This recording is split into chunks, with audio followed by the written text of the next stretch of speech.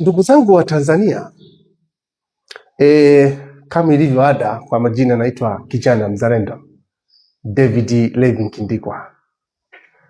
Leo ninataka kuzungumza mambo machache, lakini nataka kuzungumza baada ya kusikiliza mahojiano ya ndugu yetu mzee mzalendo aliyebakia katika nchi hii, Joseph Sinde Warioba. Kwanza niseme hivi, Mungu aendelee kumlinda huyu mzee. Mungu aendelee kumpa ulinzi mkubwa sana, kwa sababu ndiyo hazina iliyobaki katika nchi. Na ni mzee ambaye amenyoka kwa sababu ya kitu kimoja. Ni kwa sababu hajatawaliwa na tamaa. Maana yake huyu mzee ni mzee ambaye anaishi katika misingi ya Chama cha Mapinduzi. Ibara ya 17 inasema hivi, ibara ya 17 sifa za kiongozi.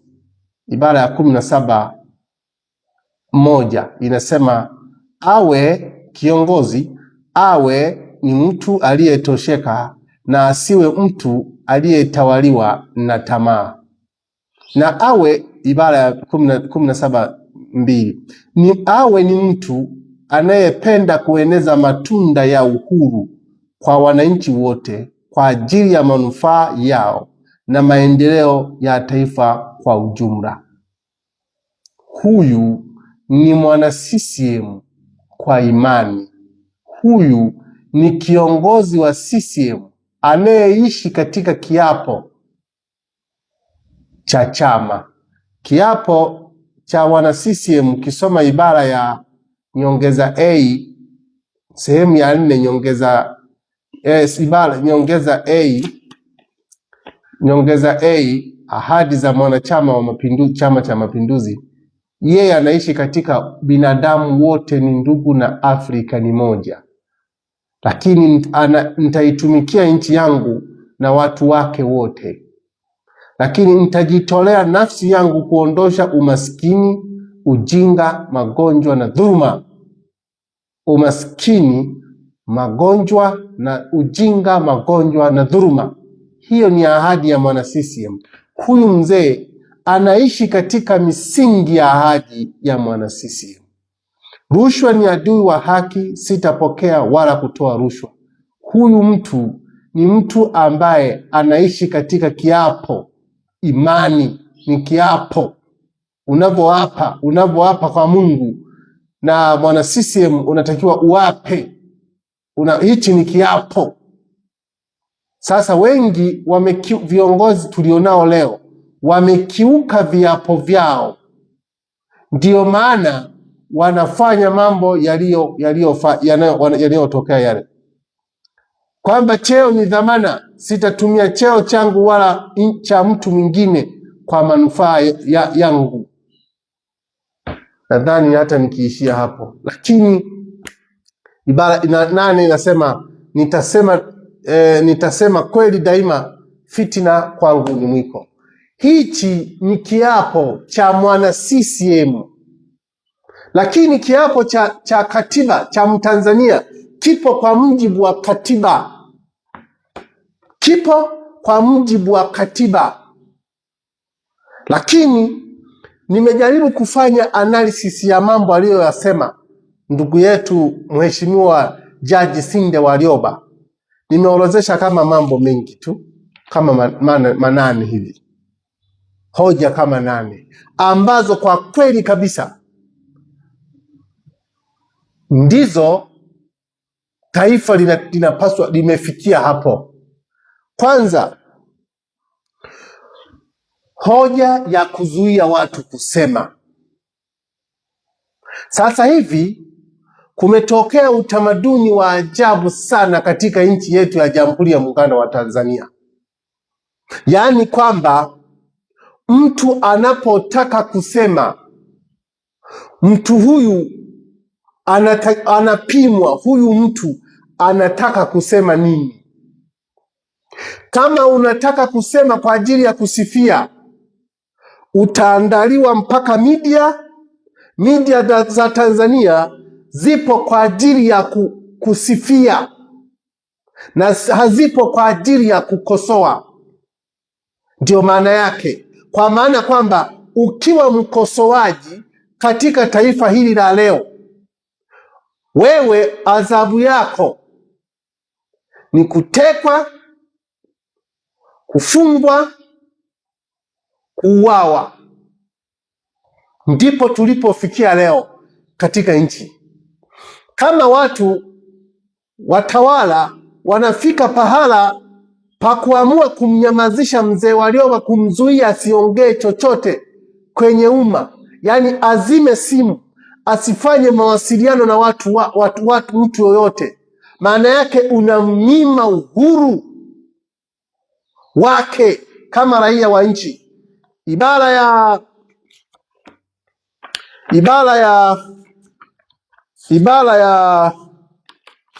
14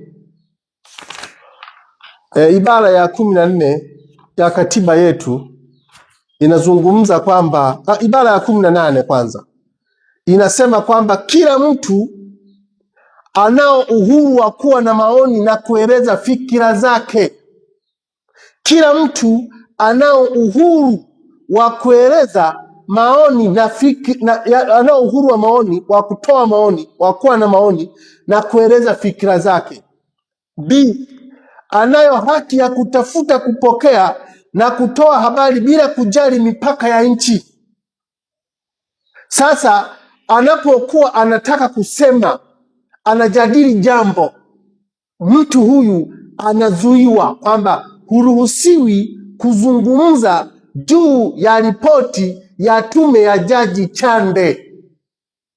Huu ni udikteta kamili na sio udikteta nusu. Udikteta, hakuna udikteta uchwara wala udikteta nusu. Huu ni udikteta kamili. Unapozuia mtu kuzungumza au kutoa maoni yake, maana yake wewe ni dikteta. Unavunja katiba ya Jamhuri ya Muungano wa Tanzania, jambo ambalo ni kinyume, na anawaambia hakuna mtu aliyeko juu ya sheria na hakuna mtu aliyeko juu ya katiba. Kuzuia watu kuzungumza, maana yake unataka kuchochea uasi ndani ya nchi. Acha watu wazungumze. Wajibu wako ni kusikiliza na kutafuta majawabu ya hoja zinazoibuliwa na wananchi. Wewe huna wajibu wa kunyamazisha watu, kwamba mtu anapozungumza kazi yake ni kucharazwa viboko. Hapana, huu ni udikteta kamili, na huu udikteta tunatakiwa tuukabili, tuukatae, Watanzania wote kwa pamoja.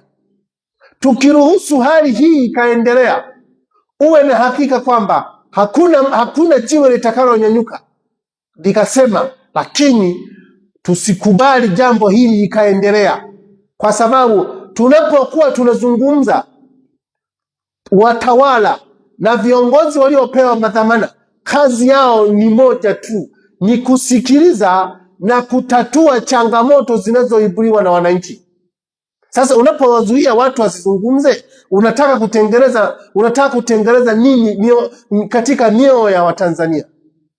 Tusikubali jambo hili likatamalaki katika nchi yetu wa Tanzania.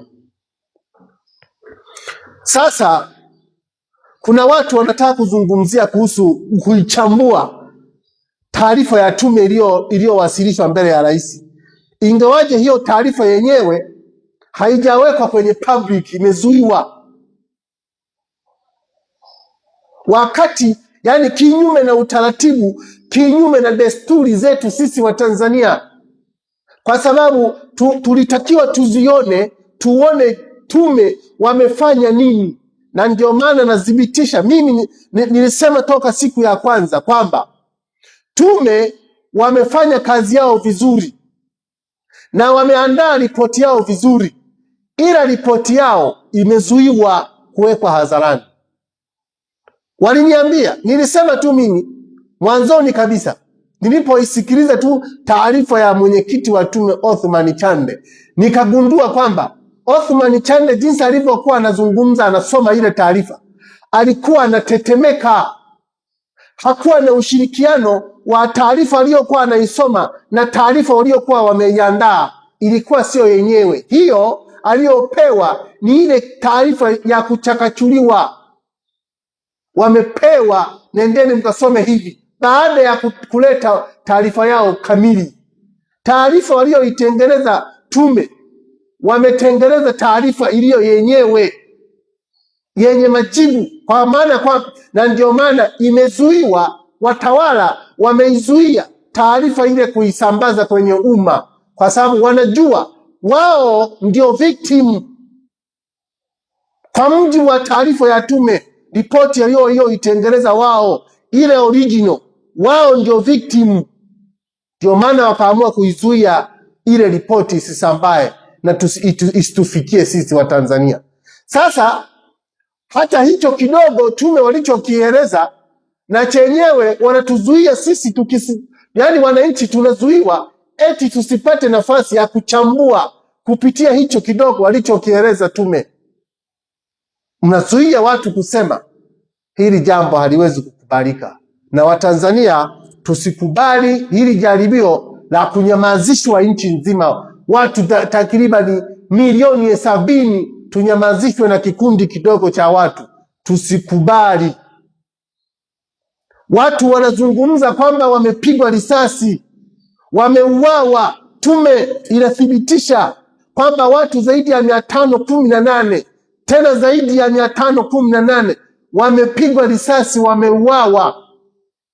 Eti sisi wa Tanzania tunazuiwa tusizungumzie hayo mambo. Huu ni udikteta kamili, hatuwezi kukubali. Watu Mzee Warioba anaisifu tume kwamba tume imefanya kazi vizuri, na kweli. Hata mimi maoni yangu ya kwanza kabisa nilitofautiana na watu wengine kwamba tume ilifanya kazi yake vizuri, lakini taarifa yake haikuwekwa kwenye umma. Ile iliyosomwa na tume ilikuwa sio taarifa ya tume kabisa. Tungepata nafasi ya kuijua taarifa na kuiona ile taarifa, uwe na hakika kwamba hata hii mijadala inayoendelea hii tusingekuwa nayo. Hata hii mijadala ya kuituhumu tume tusingekuwa nayo, kwa sababu tume itakuwa imetengeneza taarifa yenyewe, ila kwa sababu labda imetishwa na watu wake, wametishwa wakawa hawana namna nyingine ya kufanya. Lakini amezungumzia swala zima la uwajibikaji, kwamba uwajibikaji wanapaswa uwajibike nani? Kuna watu waliofanya matukio kama hayo ya Khalifa, kesi iliyotokea miaka ya 80 na ngapi, 84 huko, kwamba Mwinyi alikuwa waziri wa mambo ya ndani, mauaji yalitokea kule Shinyanga ya watu wale watu wakawa wanakatwa mapanga, wachawi. Uwajibikaji ulivyotokea wa kwanza, accountability ilianzia kwa makamu waziri mwenye dhamana, alitakiwa wawajibike, wakuu wa mikoa na wakuu wa wilaya katika zile mikoa ambayo ilikuwa inafanya matukio kama yale. Lengo lake ni kuonyesha accountability. Sasa leo wamekufa watu 510 na zaidi ya watu 518, halafu tunaambiwa hakuna uwajibikaji wowote na hakuna mtu anayeguswa na kuwajibika katika mazingira haya. Halafu tunaambiwa kwamba tusiseme jambo lolote. Sasa hatuwezi kukubali, na Watanzania sisi hatutaki kukubali kabisa, kwa sababu tukikubali hivyo, uwe na hakika kwamba sasa hivi sasa ni zaidi hata ya wakoloni walio kututawala katika nchi hii, kwa sababu wakoloni walivyokuwa wanatutawala, watu wote ambao walikuwa wanajaribu kuwapinga wakoloni waliwakamata na kuwafunga, au waliwakamata na kuwafungulia kesi au kuwatisha au kuwacharaza mboko. Sasa hivi wakoloni tulionao, ukiwakosoa tu viongozi hawa, wao adhabu yako wewe unatakiwa upigwe risasi ufe, utekwe, ukateswe na uwawe. Sasa ipi bora kati ya wakoloni waliokuja kupola rasilimali zetu, alafu hawakutuua lakini walitutaraza mboko na kutufunga, au hawa tulionao viongozi wazalendo wanaopiga risasi na kuteka watu kwa sababu tu wamekosolewa? Wapi, lipi bora? Si bora enzi za ukoloni kuliko enzi hizi ambazo enzi za ukoloni mtu alikuwa anakosoa hauawi, alikuwa anacharaza tu mboko. Sasa huku tunauawa, ukikosoa tu uko kwenye hatari ya kutekwa. Yaani watu kipindi hicho angalau watu walikuwa wanapewa hata nafasi ya kutoa mawazo yao, yaani watoe mawazo yao. Lakini leo hata mawazo tunazuiwa. Tunatakiwa tutoe tu, tusifie tu watawala, tusifie tu, tuimbe wimbo wa kusifia watawala. Hasa itakuwa ni jambo la hatari. Lakini mzee Warioba amezungumzia kwamba tumebomoa misingi ya uendeshaji wa nchi. Misingi ya kuendesha nchi imebomoka, na ndio maana matukio kama haya ya utekaji na mmomonyoko wa maadili katika nchi na mmomonyoko wa maadili kwa viongozi umekuwa ni mkubwa. Misingi imebomoka. Sasa misingi ipi? Misingi ya kwanza tuliyojiwekea katika nchi ni haki, ukweli, uwajibikaji na uwazi. Hiyo ndiyo misingi iliyowekwa na waasisi wa taifa hili, kwamba huwezi ukaendesha nchi kiujanja ujanja ukafaulu. Ukiendesha nchi kiujanja ujanja, madhara yake utazalisha udikteta. Huwezi ukaendesha nchi kiujanja ujanja, kiusanii, kiuongo, kimaigizo ukafikiri kwamba nchi hii utaitawala kirahisi. Hakuna. Utakachozalisha, na kueleza ukweli, utakachozalisha ni mauaji, utekaji na kuzuia watu wasifanye jambo, wasitoe maoni yao, kwa sababu unaongoza nchi kiujanja ujanja. Unapoongoza nchi kiujanja ujanja, kwanza una entertain rushwa, una entertain upolaji wa rasilimali za nchi, una entertain mikataba mibovu. Na nikwambie, zile bunduki zilizotumika tarehe 29 mwezi wa Oktoba, watu wa mamia ya Watanzania, maelfu ya Watanzania wakapigwa risasi. Ajenda yake ilikuwa ni kubwa mbili tu. Kwanza, walikuwa wanajitetea hawa watawala kwa sababu wanajua kwamba linaweza likatokea jambo la kufanya mabadiliko ya kiuongozi. Sasa wanafikiria wakifanya mabadiliko ya kiuongozi nini kitatokea? Wamesaini mikataba mibovu. Hivi atokee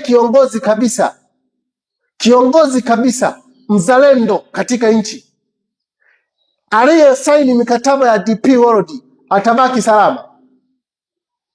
Atokee kiongozi mzalendo kabisa aliyesaini mikataba ile ya uwekezaji PPP, ile zaidi ya mikataba 74 ambayo hatuijui imesainiwa katika nini, atabaki salama huyu kiongozi? Au hawa viongozi watabaki salama? Atokee kiongozi kabisa mzalendo, hawa viongozi watabaki salama? Yule kiongozi aliyesaini mikataba kuuza eneo la Ngorongoro na kuwafukuza raia wa nchi hii wale wa Masai. Je, akitokea kiongozi mzalendo kabisa, unafikiri hawa viongozi watapona? Je, kwa sababu wana madaraka, unafikiri nini watakachokifanya? Ni kuzuia kila aina ya mtu kusogelea eneo lao, kila aina ya mtu kusogelea nafasi zao. Watamuua, watamteka, watampiga kesi za uhaini, watamnyonga, watampiga risasi. Ndicho hicho tu.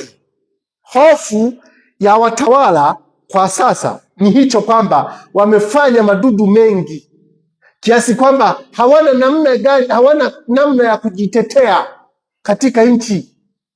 Ndio maana wanaamua kufanya kwa namna yoyote kulinda vyeo vyao, ili kusudi waendelee kuexist kwenye madaraka yale, kwa sababu wanajua tukitoka akaja mtu mzalendo, tutanyongwa, tutafungwa, tutafilisiwa. Kwa hiyo wao wanachokifanya ni kujihami, kuzuia kabisa. Lakini kadiri mnapozuia watu, ni sawa kusema, ni sawasawa ni unakumbatia moto kwenye kwa tumbo.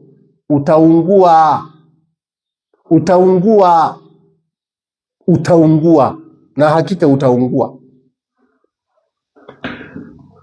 Mzee Warioba amezungumzia kuhusu takwimu za tume ya uchaguzi.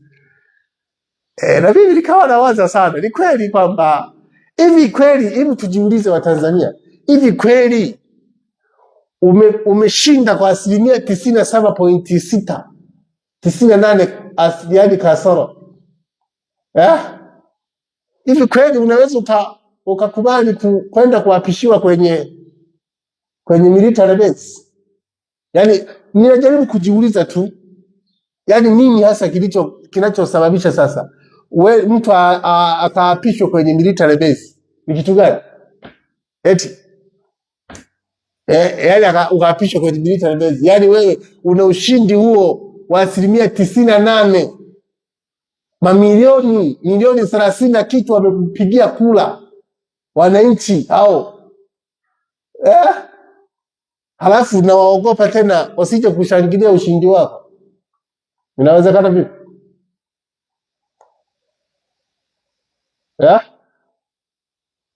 Tusijidanganye.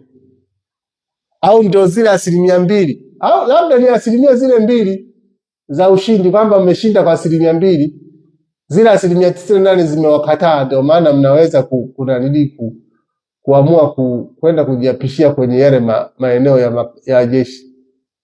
Eti wa Tanzania ndio jiulize, kwa sababu urais kabisa umeshinda kwa 98%, halafu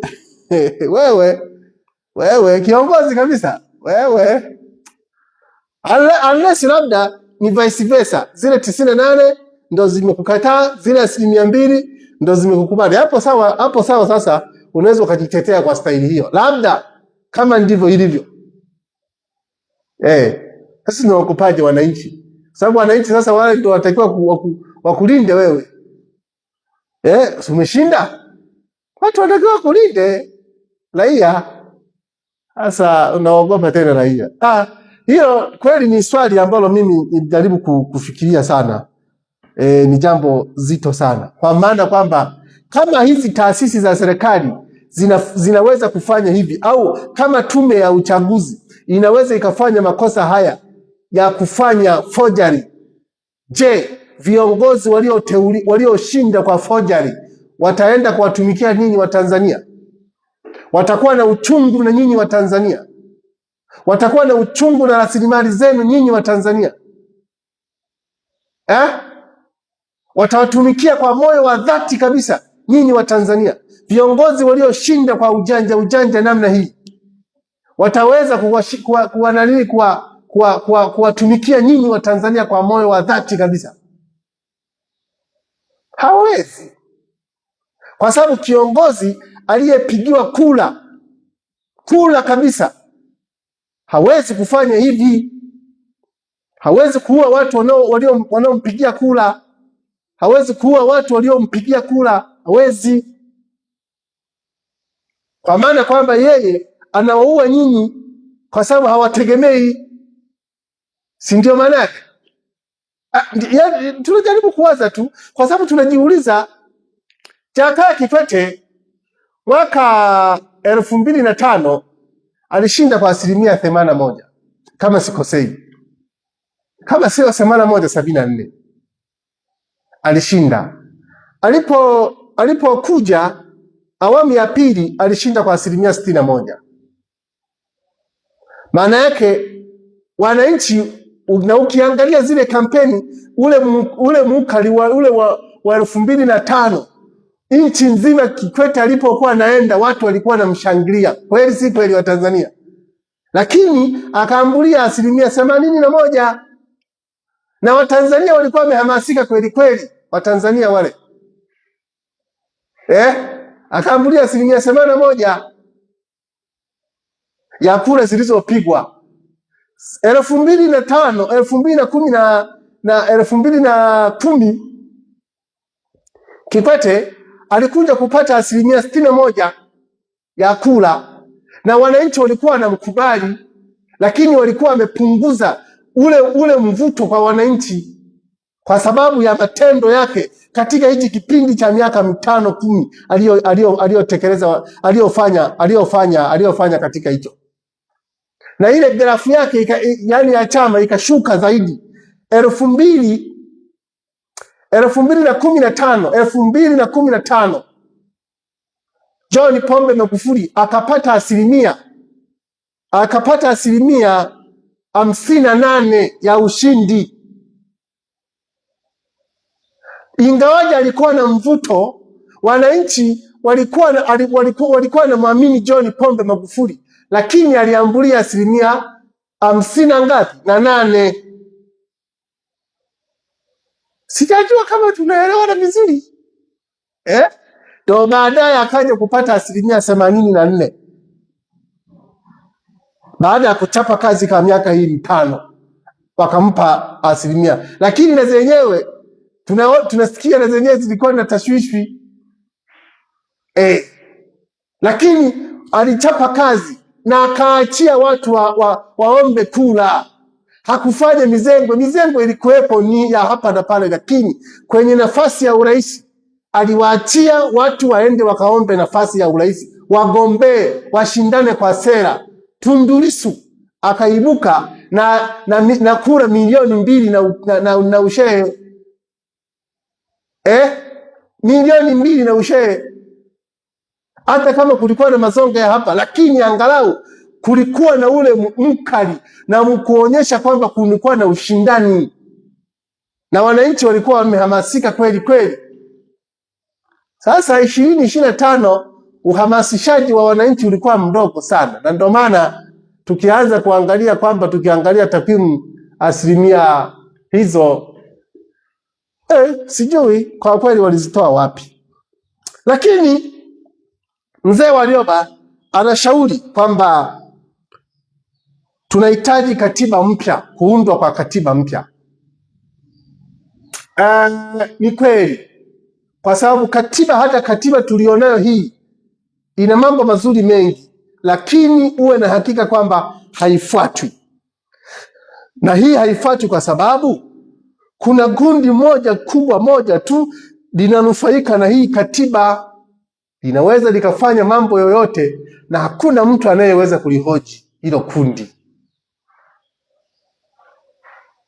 Tunahitaji katiba mpya, kwa sababu kiuhalisia katiba hii imeshavunjwa. Kwanza imevunjwa na viongozi wa Tanganyika, imevunjwa na viongozi wa Zanzibar. Serikali ya Zanzibar imevunja katiba yenyewe, imetengeneza katiba yake ambayo inaitambua Zanzibar ni nchi. Maana yake ni kama muungano umevunjwa. Wazanzibari wana katiba yao na Wazanzibari wana nchi yao. ambapo kumecreate sasa kama ubaguzi mkubwa sana wa Tanganyika na Zanzibar. Ubaguzi upo, utakataa utakubali, lakini ubaguzi upo. Mtanganyika hawezi kwenda Zanzibar akamiliki ardhi. Mzanzibari akija Tanganyika anamiliki ardhi, sio tu ardhi, hata madaraka anapata. Mtanganyika hawezi kwenda Zanzibar akawa diwani, akawa mtumishi wa umma Zanzibar, hawezi. Ila Mzanzibari anatoka kule Zanzibar anakuja kuajiriwa Tanganyika huku kwenye sehemu nyingi tu, ukuu wa wilaya, ukuu wa mikoa, ukurugenzi, sehemu nyingi anaajiriwa. Tanganyika hawezi kutoka hapa akateuliwa kuwa mkurugenzi kule Zanzibar, no. Ila Mzanzibari anateuliwa kuja huku bara na akawa mkuu wa wilaya, mkurugenzi, mkuu wa taasisi yoyote iliyoko ndani ya nchi yetu ya Tanganyika.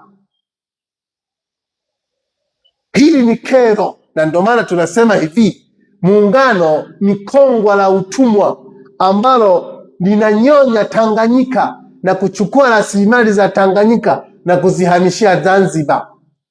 Mtanganyika hawezi kuchukua bidhaa kutoka Tanganyika akaipeleka Zanzibar kule. Hiyo bidhaa itachoma moto. Ila Mzanzibari akitoa bidhaa anaileta Tanganyika na anauza vizuri. Sasa hapa tuna ushirika gani hapa? Ushirikiano wa kimuungano. Muungano uko wapi hapa? Hakuna. Zanzibar ni nchi, rais wake ni rais wa Zanzibar na ni mwenyekiti wa serikali ya mapinduzi. Jamhuri ni nchi ambayo rais wake ni rais wa Jamhuri ya Muungano, lakini kule Zanzibar anaishia hafiki pale, yani yeye hafiki nani, anaishia wapi? Sijui wapi anaishia tu, yani havuki maji kule Zanzibar, havuki maji. Rais wa mamlaka yake yavuki maji, wakati kiuhalisia yanatakiwa yavuke maji.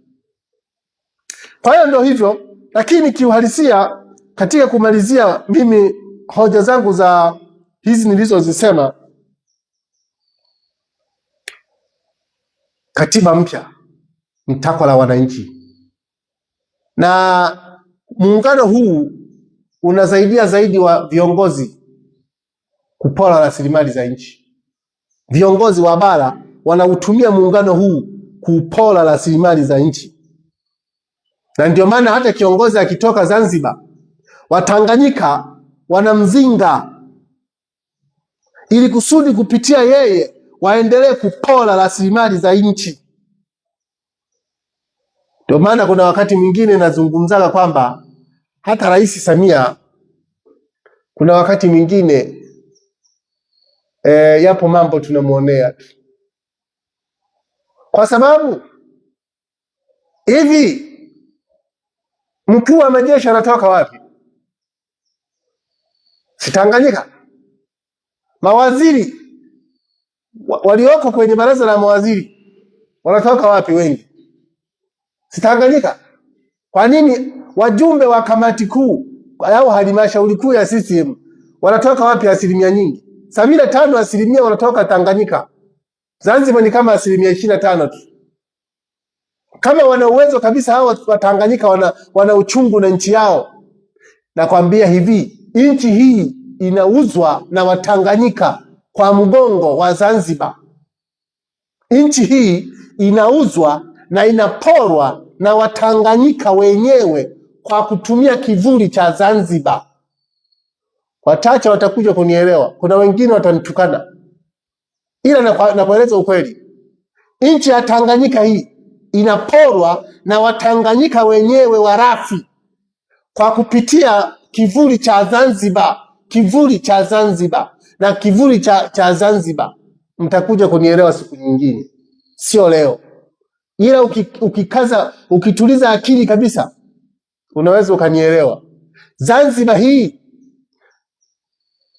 yani Tanganyika hii, inaporwa, inabagazwa na Watanganyika wenyewe kupitia kivuli cha Zanzibar.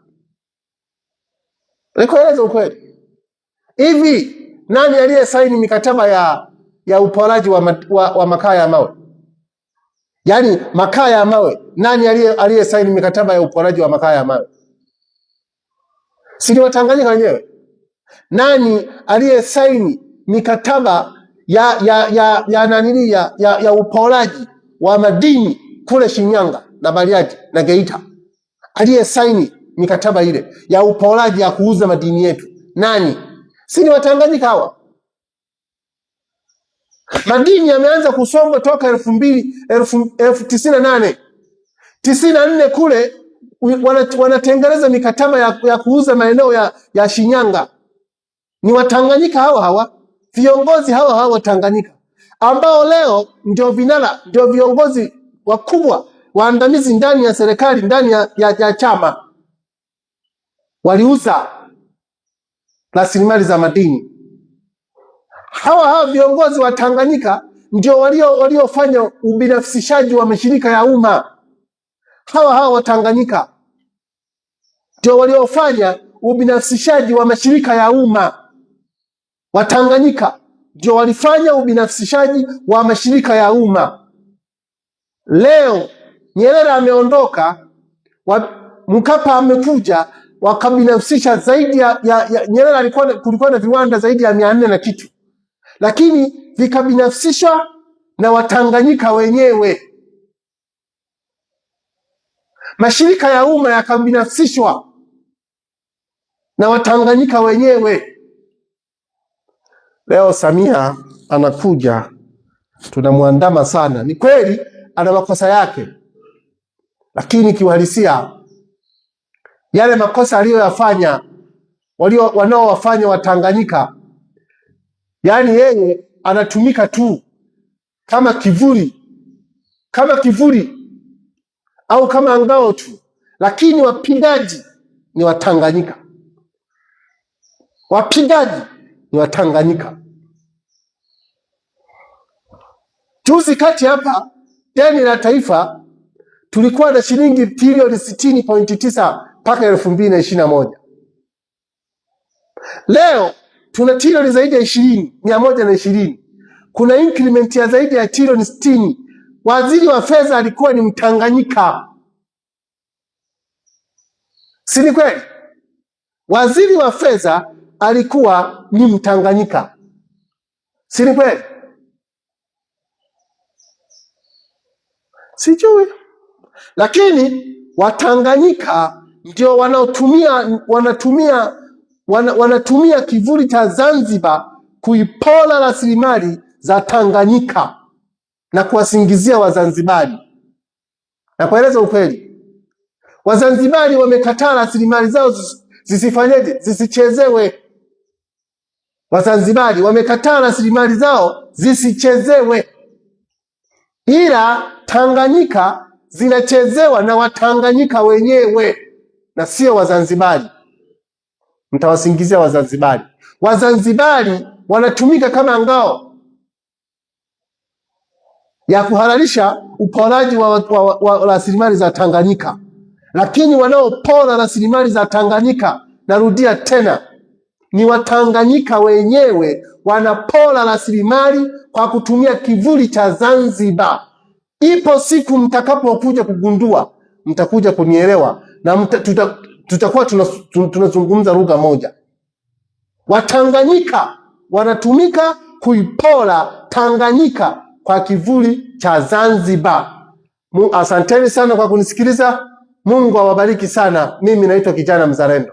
Namba yangu ya simu 0685 4463 43. Kwa maoni na ushauri tumia hiyo namba.